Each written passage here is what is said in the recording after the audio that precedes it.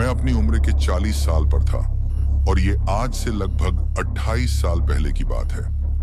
एक दिन मैं अपने दोस्त से मुलाकात करने के उसके अपार्टमेंट पर पहुंचा। वो अपार्टमेंट बहुत ही पुराना और जर्जर कंडीशन में था। उसके अपार्टमेंट की गैलिटी के सेंटर में लिफ्ट थे।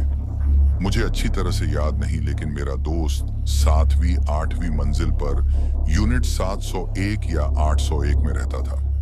इसलिए अपार्टमेंट के बाहर से भी उसका जो फ्लैट था वो दिख जाया करता था। उसका फ्लैट दूर एक लेफ्ट साइड में था। और एक दिन गर्मी की बात है, मेरे दोस्त ने मुझसे कहा कि वो अकेला था और उसका कोई भी प्लान नहीं है। इसीलिए हमने अपने 2 और दोस्तों को वहां पर बुला लिया और ड्रिंकिंग पार्टी की। हम चारों दोस्त शाम से शराब पी रहे थे और वहां से जाने से पहले हम सभी फर्श पर लेट गए और एक दूसरे से बातें करने लगे। रात का वक्त था, अंधेरा हो रहा था और बाहर स्ट्रीट लाइट की जो रोशनी थी वो खिड़की से आ रही थी और फ्लैट की छत उस रोशनी से चमक रही थी। अपार्टमेंट के फर्स्ट फ्लोर पर स्ट्रीट लाइट लगी रही थी मेरे ख्याल से। हम सभी छत की ओर देख रहे थे और एक दूसरे से बातें कर रहे थे और अचानक वो सफेद छत एकदम काले रंग में बदल गई, मानो किसी ने कुछ धक दिया हो। फिर हमने खिड़की के बाहर देखा तो स्टील की खिड़की के बाहर खौफनाक आवाज के साथ कुछ लटका हुआ था और जो धाए रोशनी उसके पीछे से आ रही थी, इसलिए हम साफ तौर से उसका चेहरा नहीं देख सकते थे। और फिर उसने एक इशारे के साथ हंसते हुए अपने दांत दिखाए और बिना आवाज किए मुस्कुराने लगा।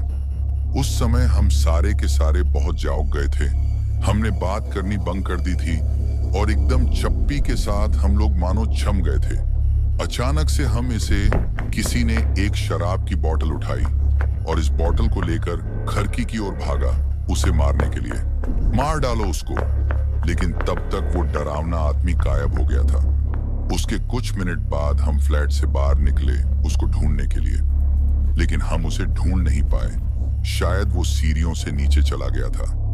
हम सिर्फ उसके कदमों की आवाज सुन सकते थे। ऐसा लग रहा था कि वो गैलरी से एंट्री करके सीढ़ियों से नीचे चला गया है। अब अगर हमें उसे ढूंढना था तो सीढ़ियों से नीचे जाना ही एक तरीका था।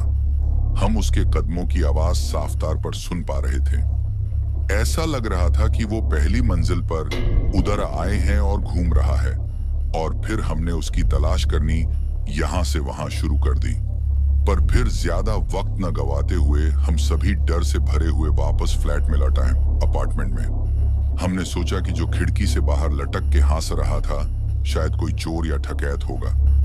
हमने सोचा कि कहीं किसी ने खिड़की की स्टील की रॉड को काटकर अपार्टमेंट से कूदकर आत्महत्या तो नहीं कर ली। हम सब यह देखने के लिए जब हम वापस लौट के आए तो हम सभी चौंक गए, लेकिन वहां किसी की बॉडी क्या एक सिंगल निशान भी नहीं था। उस खौफनाक अनुभव के बाद मैं अपनी दोस्त के घर भर कभी नहीं गया।